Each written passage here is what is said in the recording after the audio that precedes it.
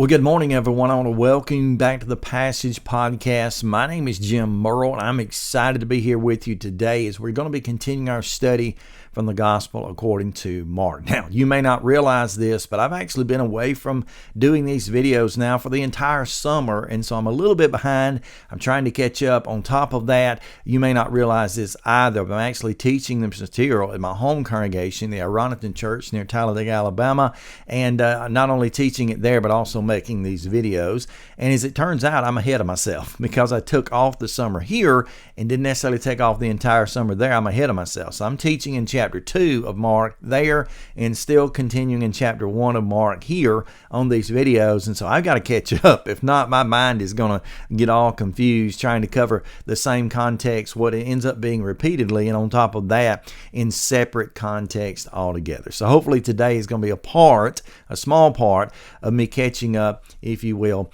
in that way. Okay, so I'm going to jump over. I'm going to pop my screen up today so you can kind of see it. So you'll be able to watch the slideshow as they go. Hopefully that'll make things a little bit easier on both ends of us to keep focused. But again, we're studying the Gospel according to Mark, and we're moving context again today. Hopefully going to be picking up Mark chapter 1, verses 29, and hopefully get down through verse 29. Now, you'll see on the screen there the things that we have covered in preceding videos. For example, back in Mark chapter 1, 9 through 11, we looked at the Lord's confirmation. That is when he was confirmed to be the Son of God in front of all those men that were around as he was being baptized by John the Baptizer. We learned of his challenge, verses 12 and 13 of chapter 1. That is where he was being challenged by Satan himself. Satan comes to him and tempts him on 3 different occasions in 3 different ways, trying to challenge him to follow him and to oppose God. We looked at his cry, that is, Jesus was crying for people to repent and ultimately be baptized and to be saved from their sins. And of course, that's where we land today, in a position of needing to do that. We looked at his call, and that was the very first part of that, verses 16 to 20. Where he begins to call his disciples. Now, he's not called them all yet. He's only got a handful of those picked up. You will not find the entirety of his call being recorded, at least, until we get over into chapter 3 of this great book. But he does call some there. In that section, we look at his command. And that is a command that he has. That's the section we're in, the command or the authority that he has over all things in this world, whether it be the things that he speaks by word, which was our preceding section on last week's video, or the things that he does concerning his wonders, that is his miracles, his mighty deeds, his signs that he's able to perform. Jesus has a great authority concerning those things. So we're going to be picking up today. Again, we've already done verses 21 through about 28-ish. Today we're going to be picking up in verse 29. And as we do that, we're going to see several miracles taking place. 29 to 39, for example, we're going to see the healing of Peter's mother-in-law in that first section of that. That's basically 29 to 32. Then we're going to pick up in verse 32 again and see that he's willing to heal many. And there's no real number placed on that other than, I would say, many, or you might call that multitudes. And then we're going to see in the next place where he kind of takes a little bit of a break there almost from healing and tries to spend some time for himself, but yet the throngs of people come after him again, desiring that he heal even more. And of course, his ministry in that area of Capernaum where he had been, and in Galilee, that whole kind of providence or that whole territory is going to be marked right there by that. So that's what we've done so far. That's kind of where we've been. And we're going to be picking up today in a context, which I'll show you the whole parallel screen that I always do. The context here is going to be verses 29 through 31, also 32 through 34, and 35 through 38. So we're actually covering ground on about 3 different areas today in this, 3 kind of shorter, briefer context to show that. But it is always important, as I say, to look at these parallel accounts. So in this case, most of this is recorded in Matthew's account. Matthew chapter 8 covers most of this. Also, Luke covers most of what we're talking about today in chapter 4. Verses 40 through about verse 43 kind of gets the dual section of these things going. So be sure to look at that context, and we're going to make reference to some of that, but on your own time especially, look into the context of these things so you can better understand that. But let's go ahead and jump right in. I'll place the text here on the screen. We're going to be reading together verses 29 through verse number 31, 29 through 31. That's going to be the healing of Peter's mother-in-law. So let's read it together. And immediately his fame was spread abroad throughout all the region round about Galilee. And forthwith, when they were come out of the synagogue, they entered into the house of Simon and Andrew with James and John. But Simon's wife's mother, that is mother-in-law, was sick of a fever.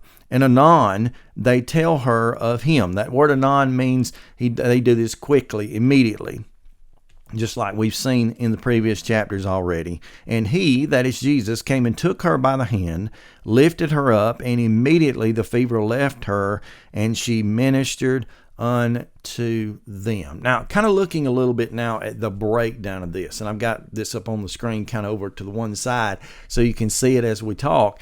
But when you break these things down, you see that word starting there in verse 29. King James speak at least forthwith. Now, in our introduction to the introduction, as well as the introduction, as well as everything that we've seen up until this point, that word forthwith, immediately, straightway, and then even one time we're going to mention in a moment, anon, continue to come up.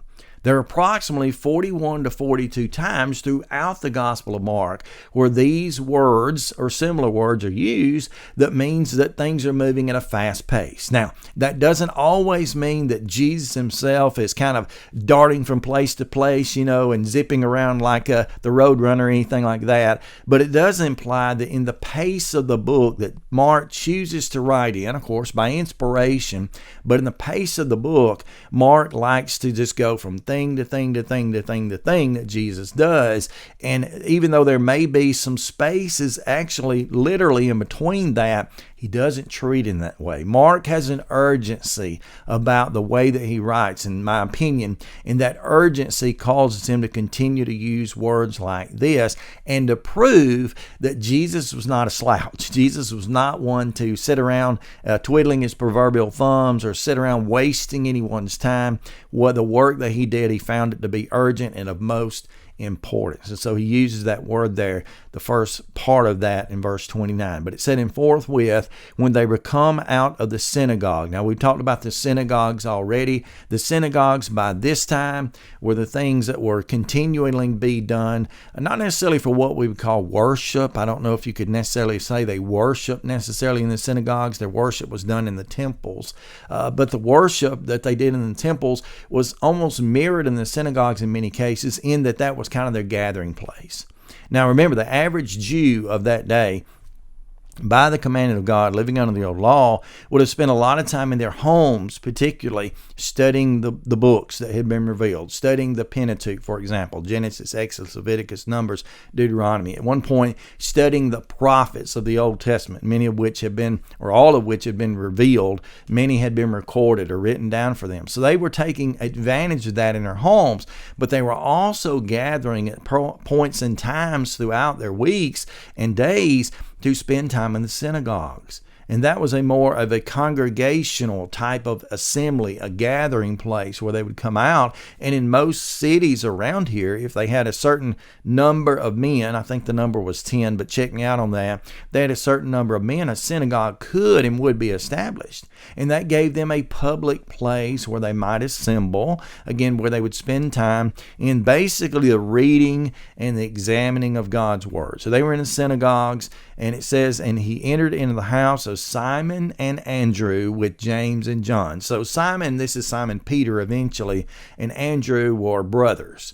And so he goes into the house of them, and it seems here, according to the context at least, that Simon's mother-in-law there lived with them. Now, whether that was a permanent arrangement or not, we cannot tell. However, it was extremely common in the days of our Lord, in which, much like it is today to some extent, but very common then, that if any of the older generation were widowed or became widowers or were sickened or whatever, very common, particularly for women, to move in with some family members. Often she would move in with a son if they were available or something like that. In this case, seems to have moved in with a son-in-law, but she's there with them in the house. And it says that she was there, and it was Simon's wife's mother, which I have to insert here. You well know that a lot of cases when you talk about the Catholic Church, a lot of cases they consider Peter, which is this same man, Peter, Simon, same person, they have often considered Peter to be their first pope. Well, first of all, Peter was no pope of any church. There was no such thing. That's an idea that came about centuries even after the New Testament church was established. So it was no pope. But even if he had been, under the current criteria which they live, the popes, if you will, and those are now plural because one is taken over after the other, but popes were not allowed to be married. Well, guess what? If that were the case that Peter was a pope, he did not fall in the criteria in which they currently live. Truth is, Peter was no pope.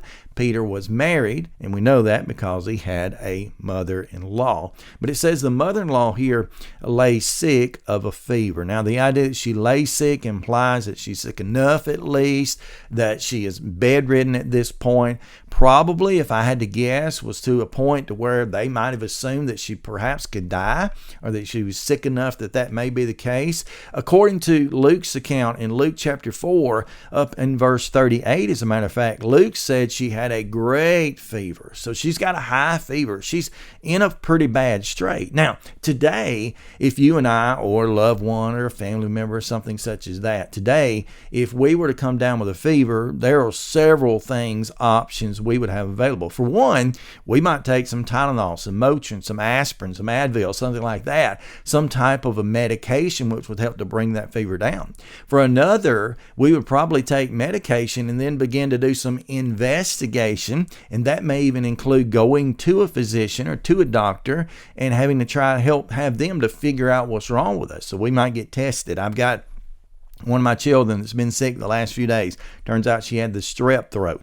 I don't know why we say the strep throat, but in the South it's the strep throat. But she has strep. And I took her into the doctor. Guess what? They tested her for strep, for flu, for COVID, ran a number of tests through swabs and different things to determine what she had.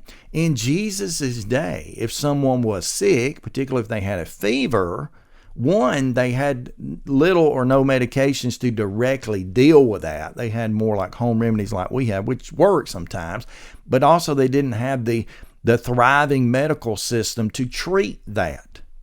And so oftentimes people died in Jesus' day. And by the way, this come all the way up into the 1800s of even the United States, a modern type of nation. Often people died of simple fevers as they knew it.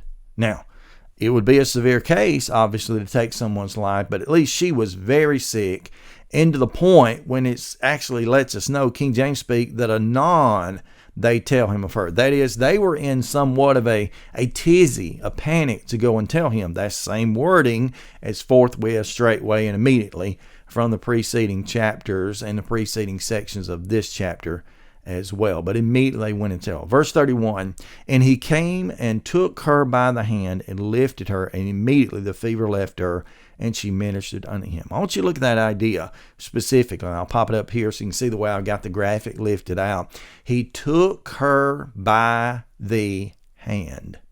You know, to take someone by the hand that's sick, even again with modern medicine, is a little bit of a feat if you're kind of what we would call a germaphobe. For example, again, my child has been sick the last few days, and one of the things I have tried to do is to steer clear of her for the most part. And I've taken good care of her, but I've tried to do that a little bit from a distance. I've tried to avoid that for a little bit of a period. In Jesus' day, taking a sick person by the hand not only could be dangerous in that they didn't really know what was going on with these people in many cases, it could be dangerous in the fact that, he could have, you can assume, could have caught a similar fever disease and maybe been injured or died from it.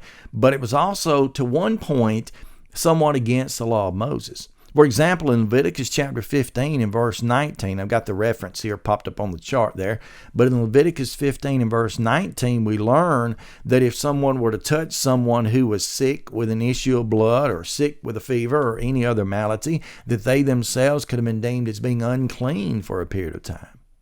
And so Jesus, much like he's going to eventually do with a leper a little bit later on this same chapter right here, Jesus is going to touch her. He's going to show a great level of compassion toward her by simply touching her, having that close contact, which again could have been dangerous in that day. But it says he touched her and he, quote, lifted her up, and immediately the fever left her. Now, let's think for just a moment about the idea of this fever leaving immediately. What in the world are some of the implications, or could be some of the implications, to the simple fact that this fever left her immediately? Well, for one, for me, it just points out in a way that this was greatly, should have been seen as a miracle, okay? This was not happenstance. This is not a matter of a person who's been sick, and as we might say, and her sickness or fever had kind of run its course, and then she gradually began to get up and gradually began to feel better. That's not what this records. This records that upon Jesus touching her by the hand, upon him just reaching for her, as it seems to bear out, that she was healed immediately. Now, when we think about miracles, and we think particularly about the types of miracles that were done in that day, we have to understand that these miracles were that which Jesus was using at that time, at least currently, to affect those people. He was using these miracles like this currently to become, what you would call viable to them, or to be validated in what he was saying. Because when Jesus spoke words, such as he has, verse 21 up into 28, which was the preceding context, he showed his command, he showed his authority, he showed his power by the words that he spoke. They were impressed by that. But in this context, picking up in verse 29, really through the end of this entire chapter, he shows his power based upon his wonders. And this is just the first of a series of many. So these miracles that Jesus is performing here, the healing of Peter's mother-in-law, were big things, and he was able to heal her immediately. And we see the extent of that healing because it says the fever left her. Also, she ministered unto them. The idea is there, she got busy. I don't know exactly what she did, and I don't want to suggest too much, but it may be the case that she got up and began to serve them. That's what the word means. I don't know if she went and cooked supper, prepared a meal. I don't know what she did. I don't know if she did like others that Jesus would encounter sometimes. I don't know if she may have, started to wash his feet. There's no real implication here that would have been done, but, she did something to serve them. And so the principle here is established, not just here, but again, reading those parallels from Luke 4 as well as Matthew chapter 8, that there was a great fever come upon her, and that great fever was healed simply by the touch of Jesus. What's some of the application of that? Friends, we absolutely need Jesus to touch our lives, okay?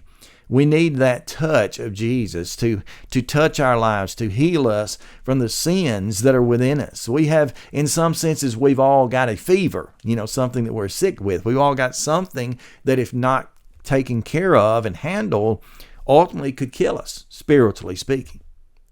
And to have Jesus to touch our hands, we might even say even more so, in a sense, touch our hearts, our biblical hearts, so that we could think and we could know him. That is the path to having us to be healed. But this is only the first of these miracles. Let's look at the next one there. Let's pick up the reading there in verse 32, because there's going to be yet another miracle performed. Verse 32. And at even, when the sun did set, they brought unto him all that were diseased, and them that were possessed of devils, and all the city was gathered together at the door, and he healed many. And they were sick of divers diseases, and cast out many devils, and suffered not the devils to speak, because they knew him. Now, let's start to examine this or break this down. It says this was at eventime. So, he finishes up the healing of Peter's mother-in-law at whatever time she ministers to him. And then when it came time, we would say to go to bed. When it came time as the sun would set. As a matter of fact, this phrase here, when the sun did set, implies that for them the Sabbath day was over. Okay? They had a certain system. It was called the law of the three stars. I don't know exactly how it worked, but they could know from looking into the heavens when three of the stars that aligned, and there's always that kind of, we call it the North Star. It's not really what it is. I think is it Saturn? Not Saturn. Venus that comes out generally first that we can see. When the three stars come out, then you could identify, okay, this is the end of the day. That in my part of the world right now, it is, what are we, August when I'm recording this. Our days are beginning to draw shorter. We've had months where, in the summertime especially, the midsummer, where the days go from, 7 o'clock in the morning to 8:30, almost 9 o'clock at night. Our days are shortening. We're right at the 7:45 mark. They're coming short. And you can determine that. We do, at least, because I look at my watch. I can say, well, it's 7:45. It's about to get dark. Sometimes we even have an application, a weather application on our computers, watches, or phones that tell us that sunsets at blank, whatever time. In Jesus' day, and just like we do, you could also look in the sky. You can say, okay, it's getting dark. But the level of darkness is often measured by them and us as to how the stars are. On a clear night, how many stars can you see? You see a lot of stars, it's obviously pretty dark. Well, their Sabbath ended based upon the visualizing of 3 particular stars. I don't know all the details of that, but that was a fact for them. And it says, when the sun did set, when this sun had set on them, that they brought unto him all that were diseased. Okay, the key word here, and I've got them boxed in on the screen, it's all of them were diseased. And they that were possessed with devils. Now, he's already been able to take care of, in the preceding context at least, he's already cast out a devil. He's already done that over in the synagogue. And now they're bringing those who have many devils. So he's getting a lot of the repeat cases, if you will. Not that they've gotten sick or gotten a devil and come back, but I mean a consecutive larger number are bringing those that are sick to him. And he's taking care of that. It says they were all that were diseased, verse 32. They were possessed of devil, many of them, verse 32. And all of the city gathered together at the door. So I don't think this all necessarily means every single possible person in town was there. I don't believe that. I think it's somewhat hyperbole. But at the same time, it's a hyperbole, if you will. That's a big word for me, an exaggeration. It is maybe and very well be some hyperbole. But if it is hyperbole of a stated fact. If I were going to use a word all for something as a hyperbole, I might say that, all the days of summer have been hot. I'd probably say every, but, I'll use that. Every day of summer it's been hot. Well, on average, it's been fairly hot, but that doesn't mean that every single day of the summer has been blazing hot, and you know that. So somewhat hyperbole, but it's still a statement of a generalized fact. That's what Jesus is, or being said about Jesus here. The city was gathered together at the door, and he healed, watch this, verse 34, he healed many. He healed many. Now, I want to pop the graphic a little larger here on the screen for you. He healed many. This is where looking at parallel accounts help us out just a bit. Because in Matthew's account, Matthew chapter 8, verses 16 and 17, he tells us there that it is the fact that he was going to heal many. Let's go over to that. I'm in Mark, so I'm going to turn my Bible back to Matthew. And I want to look at that with you. Matthew chapter 8. So if you've got your paper copies, go ahead and do that, or scroll around, whatever you have to do. But in Matthew chapter 8, let's read this, what was stated in that parallel account, verses 16 and 17. Matthew 8, 16 and 17. Here's what is recorded. And when the even was come, he brought unto them many that were possessed with devils, and cast out the spirits with his word, and healed all that were sick. So same idea, many being brought, many being healed, or all even being healed. Verse 17 says, that, or in order that, it might be fulfilled, which was spoken by the prophet Isaiah, the prophet saying, himself took our infirmities and bare our sickness. Now, how is that discovered? What is that? Well, that is a mention in Matthew's account. Mark doesn't mention this, but Matthew says when he did that, ultimately what happened, verses 16 and 17 of Matthew 8, are pointing back toward prophecy. And that prophecy about him healing those and healing many and taking away their sin, their stripes, their illnesses and whatever, is found in Isaiah 53 and verse 4.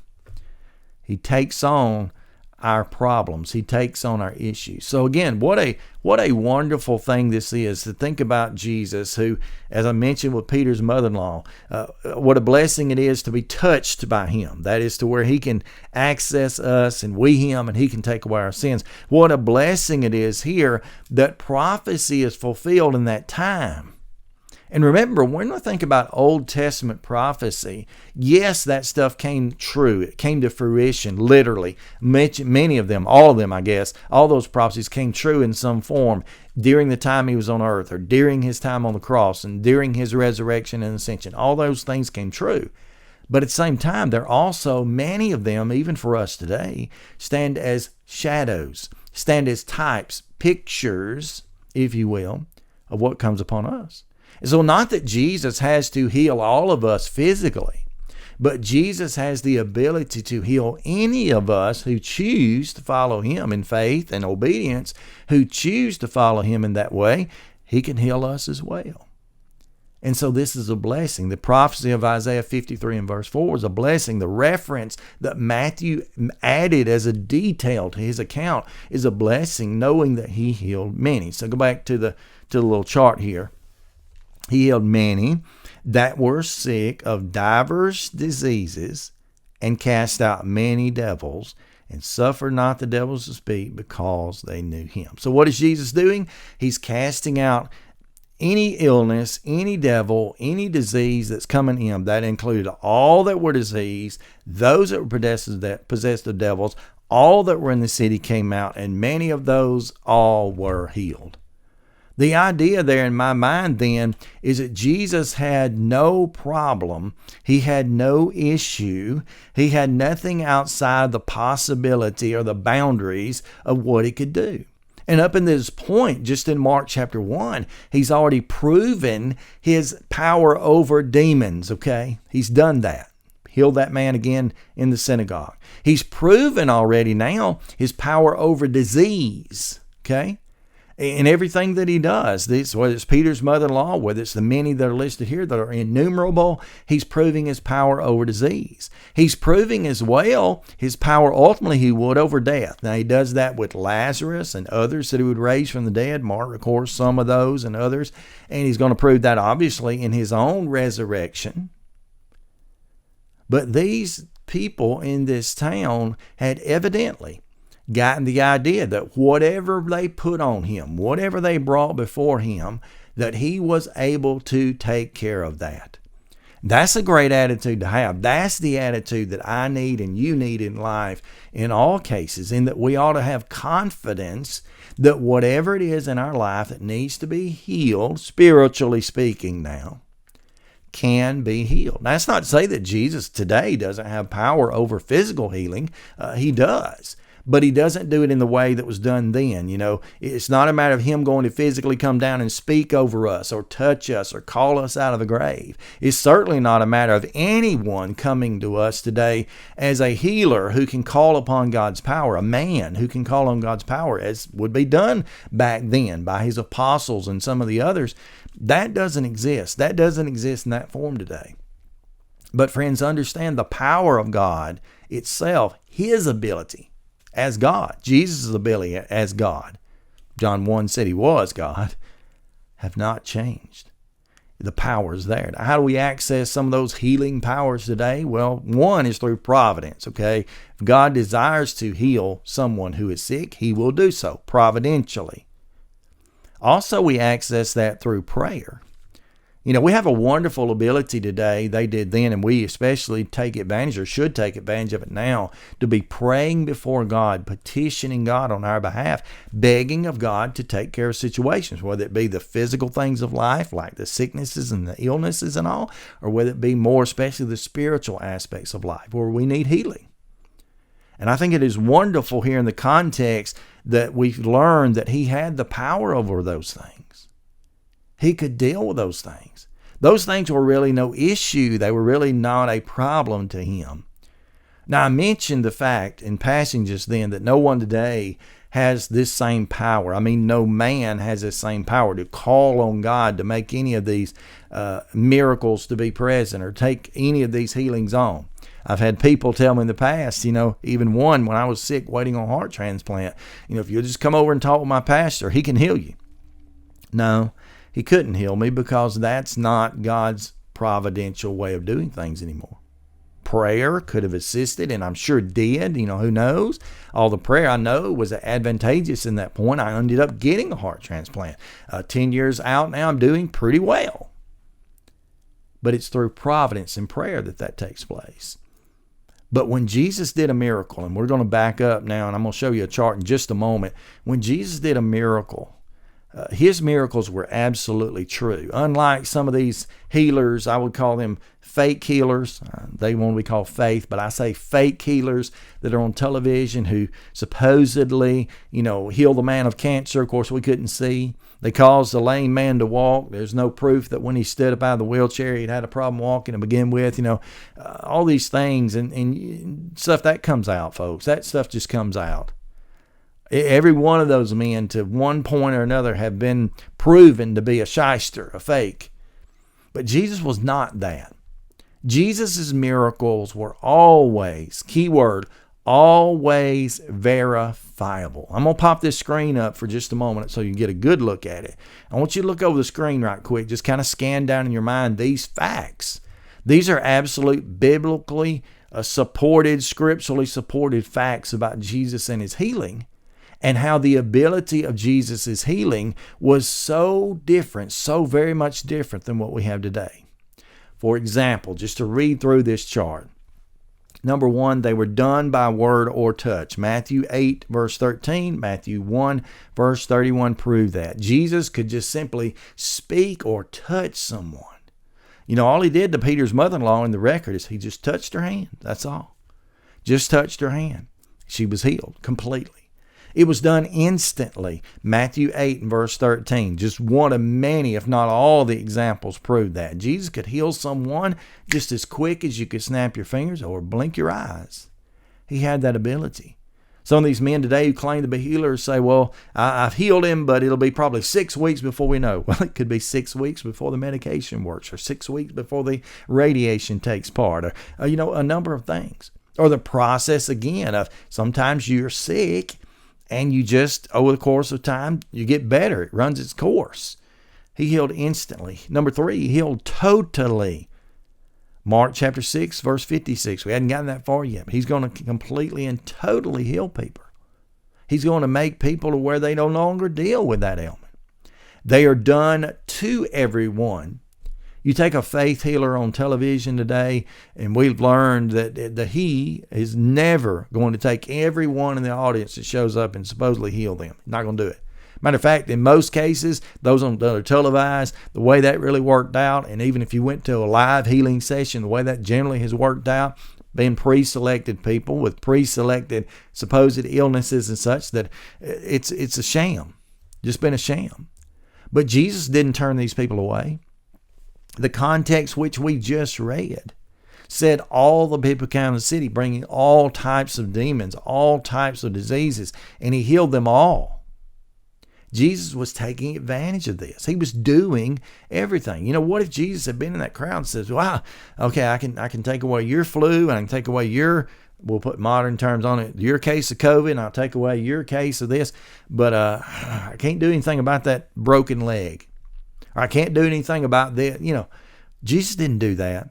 He healed everyone. Number 2, which is important, not number 2, but the next one down on the chart, they were done before everyone.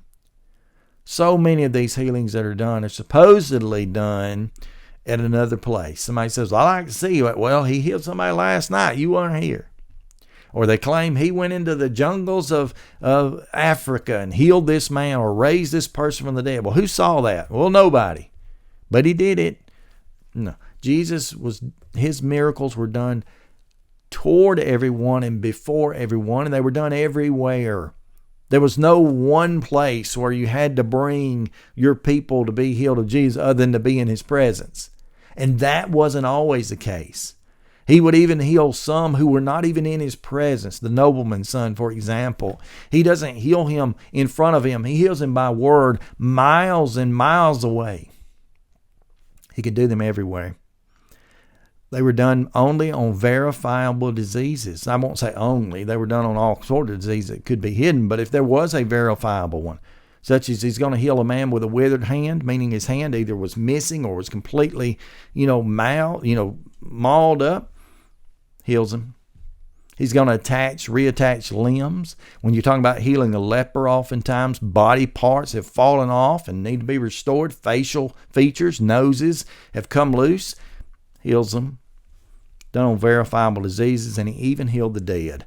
Luke 7, verse 11, also John's account of Lazarus, for example, several others. He healed dead people. Friends, I'm going to tell you, and you know this, you won't find anyone doing that. You can search YouTube. You'll find a number of supposed accounts of someone who was dead, who was risen from again. All of those accounts have been debunked by these modern men. Either they never happened, or that person was never actually dead. They were in coma, or maybe they just straight up just faking it. Maybe they've been drugged. All those things. Jesus healed people like Lazarus, who was dead. His sisters, his siblings, John 11 account, says he had been dead for 4 days. Folks, he was decomposing. Jesus was able to heal him. And so that's what he did. Now, let's go on to the very next context here. I'll pop it up on the larger screen here for you for a moment. It says here, verse 35 beginning, "And the morning rising up a great while before day, he went out and departed into a solitary place, and there prayed. And Simon and they that were with him followed after him. And when they had found him, they said unto him, All men seek for thee. And he said unto them, Let us go into the next towns, that I may preach there also. And therefore came I forth. And he preached in their synagogues and through all of Galilee, and cast out devils." Now, just examining this context as we have the ones before, it says morning time, a great while before day. This is most likely in what they would have called the fourth watch, okay? The Jews and the Romans both had a certain system by which they divided the day. And for example, the Jewish system of dividing the day was from 6 to 9 was one watch, from 9 to 12 or midnight was another, from midnight to 3 was one, that was the third, and the fourth watch, probably when this was, it's before daylight, but it's not nighttime, okay? It wasn't recorded that he went at night. It was just a great while before day. Probably 3 to 6, I wouldn't argue that, but that's at least what I jotted on the chart. He went out and departed into a solitary place. I want you to think about this for a second. Think about this for just a moment. If and when Jesus, and he often did this, if and when Jesus went to pray, he prayed in a solitary place. He went to be alone. Isn't that somewhat valuable to us? I assume he did that so he would have no distractions, so that the communication that he had between he and his Father would be uninterrupted, and he could focus on what mattered, and that was speaking with his Father. That's what prayer is. It's a conversation, a dealing with a communication between us and our Father, God. And Jesus took advantage of that. You know, if Jesus needed to pray, how much more do I? How much more do you need to pray if Jesus did? In addition to that, in this case, again, he went into a solitary place. Jesus had that place. I don't know where that was. I know there were many places which he would have went, but he goes into a place to pray. You know, perhaps you need to establish a place, maybe not even physical, but a place, a point in your life when you can definitely take time to pray, when you're, undistracted by this world, when your focus can be where it ought to be. But he went in that place. It says there, and Simon and they followed after him. When they found him, he said, All men seek thee. Well, I'm assuming that's just as true. We emphasized all from the preceding text, just up the page. I'm assuming the same all is the case here. Meaning there were so many who were looking, who were seeking after him, that implied, whether it be that hyperbole or not, that so many were there that was near about all. They wanted him. They needed him. Would to God that we had a place in our world today, a moment in time, if nothing else, when all men sought him. Many men should be seeking him. All should be seeking, for that matter, but not all always do. But it says when Jesus was told that by them, that they seek him, reply, can't talk today, his reply to that was what? Well, if they're all looking for me, let's go back and see them. No. Well, if they're all looking for me, I have to do whatever they want. What do they need? No. His reply was, quote, let us go into the next towns that I may preach. Friends, that's a big statement. I've got that is the key there. Let us go into the next towns, plural, that I may preach. A few things are implied by this. One, Jesus did not have a certain place where he was going to go, period, against all others. Jesus was willing to go wherever the gospel could be heard and hopefully accepted. That's where he wanted to go. He didn't have a limited place. He didn't have a place to say, well, all those of Capernaum or Galilee, you are accepted. You have access to me. No, he was willing to travel. I'm a traveling preacher, kind of traveling preacher by trade, if you will. My statement that I make so many times, I say, hey, have Bible, we'll travel. I can pick up my Bible, I can go, and I do go from city to city whenever I'm invited, and I'm willing to preach. Jesus emphasizes that. He emphasizes that. And by him saying that I may preach, that's why I came, the emphasis is I really came to preach. Okay? I didn't come here to heal everyone and to show out or show off. I didn't come here to just simply perform miracles, albeit in this statement, not only does he divide that into two parts, we got the wonders, we got the word. He also connects those in that this phrase implies that he was preaching. I'll preach there also. Now, according to the context we read, he hasn't vocally preached a sermon in a number of hours, maybe even. As a matter of fact, remember the preaching section with verses 21 through about verse 28. Okay, so that's a couple of contexts back from where we were. That's when he was speaking. That's when he's preaching in that manner. Here, he's healing. Here, he's doing miracles. Maybe the idea there is that I am preaching. By me performing miracles, it may not be the vehicle of words, which is communication, that I would desire to do or want to do, but it does the same thing. It comes to the same end. And you see, that's the beauty of this. That's really the beauty of this. That is what miracles accomplish. And Jesus understands that in order to get to people, to actually get to where he needs to get with people, to spiritually connect with them, he's got to preach, he's got to teach to them. I'm mindful of a passage I'll share here on the screen for you right quick. Romans chapter 10, verses 14 and 15. Here's what it says. How shall they call on him in whom they have not believed? How shall they believe on him in whom they have not heard? And how shall they hear, watch it, without a preacher? How shall they preach except they be sent? For it is written, how beautiful are the feet of them that preach the gospel of peace and bring glad tidings to men. Again, that's Romans 10, 14 and 15. Jesus must have understood that. Jesus must have comprehended. He must have accepted the fact that when he was healing, he was preaching. And when he was healing, he was trying to open the door to preach. He knew the need for teaching people and for doing the will of God. And so him being willing to preach in the synagogues throughout all of Galilee, him being willing to cast out devils throughout, I guess, all of Capernaum, the area of Galilee, wherever he was, that ties together Jesus' absolute reason for being here. Now, Mark doesn't word it as simply as Luke does, but in Luke 19 and verse 10, Jesus told there Zacchaeus and the multitudes, he said, I am come to seek and save that which was lost. That's his purpose. And here he tells us in our context that I am come to preach, that he says, there also, therefore, I came forth. I came here to preach. Jesus came here to preach. He came here to teach, if you will, as many as he could contact. So how does this bear itself out? We have to understand that Jesus himself, that he put forth this undeniable, is what I'm going to call it here, I'll put up a chart for you for that too. He put forth an undeniable authority or power. His proof that he is who he said he was accounted in miracles.